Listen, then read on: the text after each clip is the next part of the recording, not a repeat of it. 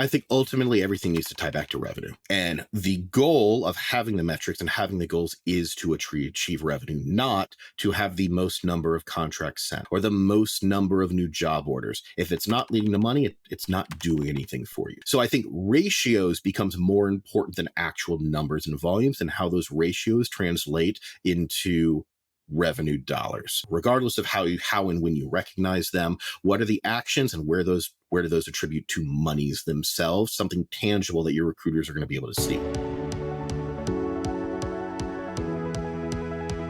Hi, I'm Kortney Harmon, Director of Industry Relations at Crelate. Welcome to FDE Express.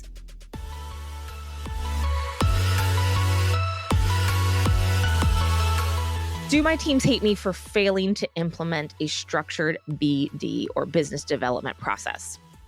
I'm the CEO of a staffing firm. While I have capable business development managers, I've taken a very hands-off approach, allowing them to run their teams as they see fit. As a result, our business development efforts lack consistency and accountability across the organization. Simple processes like qualifying leads and managing the sales cycle are being handled differently by each team. This freewheeling approach worked okay when we were smaller, but as we've grown, it's become a major issue, especially for new sales hires that are frustrated by the lack of structured process. Frankly, I'm going to be honest, our revenue growth is stagnant, which has attributed to the lack of maybe standardized playbooks, strategic alignment, and further impact of our economy at today's current moment. However, when I try to implement a more, say, centralized control, I get pushback from my managers who feel I'm diminishing their autonomy. So do my teams hate me, or will my managers hate me more if I implement a more hands-on approach to build a robust, scalable business development process for our entire organization?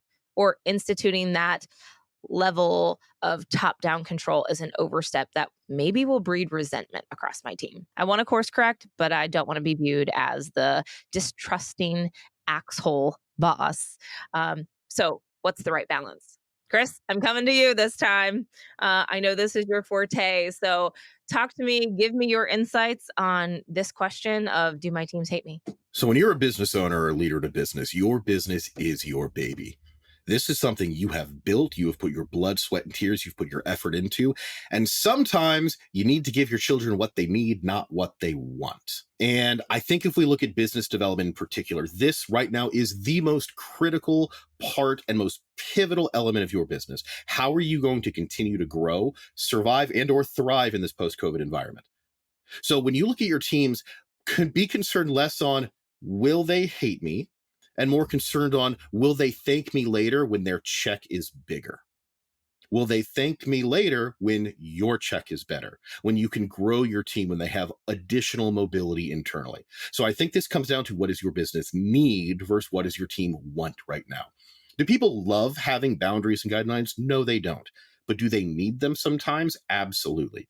You'll also find this, that small teams have small team problems. Large teams have large team problems, and the solutions are not the same. When it's you and two other people in an office and you're all working together, you don't need the same types of controls in place that you do when you've got a team of 10, 15, 20, or even more. So with business development, it's very easy, and far too often in the recruiting side, I've seen it's, hey, you're just such a great recruiter, we're going to move you to a BD role. Is there guidance? Do they know what they're doing? Is there a way to do it? Is there a process? Something I've said a million times is, if there's not a correct way to do it, then everybody is doing it wrong. So if you look to be able to understand where you are succeeding and where you're failing from the business development side, you have to have some standardization in place. There has to be a course from which you can correct, as opposed to everybody going off and doing their own thing. I've seen many firms, and in the past, the idea of, you're the CEO of your own desk. You do it whatever and however you want to do it. That's great, but that is not scalable. What you'll find is you have one or two rainmakers, or really powerful people that bring in a large majority of your revenue, and the rest of your team is floundering. They don't know what they're doing. They don't know where they are today, and they don't know how to get where they need to be in the future. So the process here is for you to put something in place, add these guidelines, twofold. One, you have the ability to now assess in a standardized format what is working and what isn't. And two, You have some benchmarks to determine, is it a lack of willingness by someone on your team to do the right things, or is it a lack of knowledge? Do they need additional help and training and support to push them along? Having these guidelines, they might not like it in the beginning. They probably won't. But will they thank you later when they achieve the success they're looking for professionally and financially? Absolutely. So when you look at the type of guidelines that come in, I think it's working with the management team, getting input and buy-in, especially if your team is smaller. Now, if you're managing a staffing firm with 100 people, you can't take that approach. It's not possible. But understanding the why will really go a long way towards your team being motivated. So coming down and putting arbitrary metrics you're now tracking without a clear understanding of what's the purpose here, that absolutely is going to breed resentment and your team won't be happy. But if you can come in and, hey, here's the goals we're looking to hit. Here's why we think they're important. Here's what we're going to do with that information. Here's why we want you to start tracking it, because our goal is we want you to make more money next year. I want you to be able to bring in 5 additional deals, 5 additional placements. I want you to hit this revenue goal, which means if we can do that, you're going to make X amount more in your paycheck. When you can bring it down to where they are going to have a better quality of life, I think you're going to get the buy-in. So your approach on this becomes incredibly important with how they respond. There's always going to be grumbling, and we know recruiters are highly resistant to change.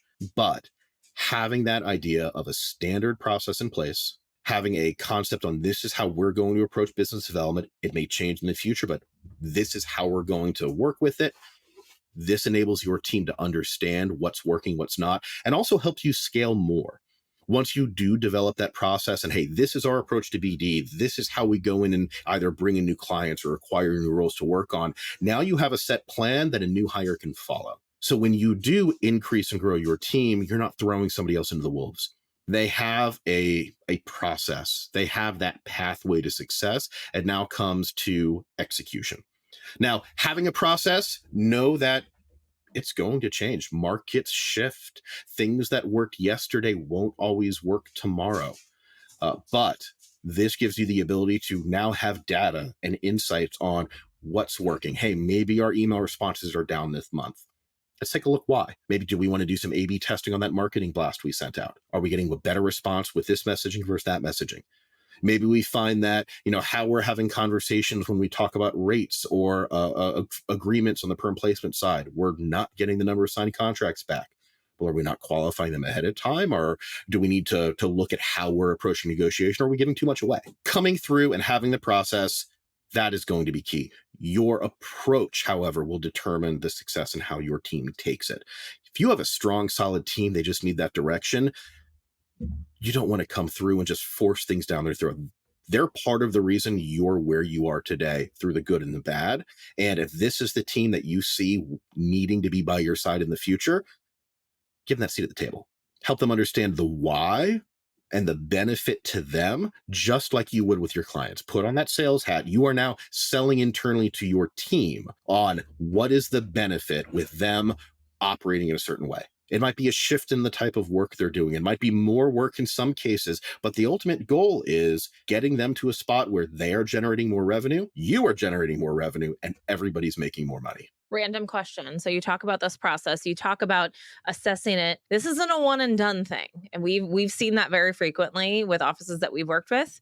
How often should this be something that an organization evaluates? Because, we have listeners right now that are saying, I've already done that. It's already there, but they've added 5 new pieces of tech. The industry has changed. The markets have shifted. How often should an organization revisit these processes? And what does that cadence look like? I think some of it will depend on the size of your team.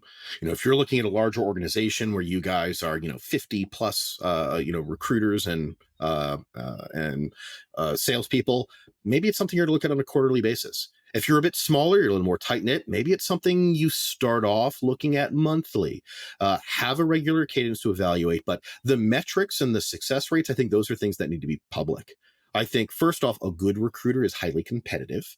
Them knowing that, this other recruiter made 5 placements, I don't view that as a busybody thing. Use that as, well, you better make 6 this month. A good recruiter wants to be in first place. And if you have a team that they're okay being last place, very telling on the type of team you have and where you may need to look at some up leveling. But having these dashboards and metrics and having conversations and talking about it.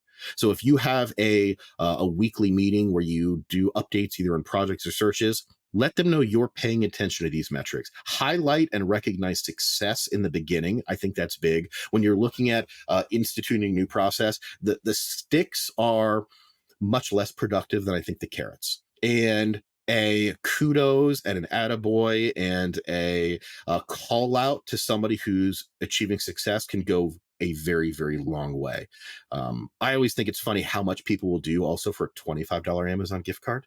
I mean, even if once a week you're going, hey, whoever, I'm going to pick a random metric and whoever achieves the most gets $25 Amazon gift card. That's $100 a month. That's nothing from a business perspective. And you're now giving your team motivation to do the things that are then going to earn them more money as well. I love that. Anything that you would recommend on the reporting side? Obviously, scalability comes down to metrics. We don't want the doing things for doing things sake, that KPI hamster wheel that we kind of, us as leaders, get caught up on in this industry. Any word of advice as they're looking into what this new process and things look like without being the dictator of metrics? I think ultimately everything needs to tie back to revenue. And the goal of having the metrics and having the goals is to achieve revenue, not to have the most number of contracts sent or the most number of new job orders. If it's not leading to money, it's not doing anything for you. So I think ratios becomes more important than actual numbers and volumes, and how those ratios translate into revenue dollars. Regardless of how and when you recognize them, what are the actions and where do those attribute to monies themselves, something tangible that your recruiters are going to be able to see.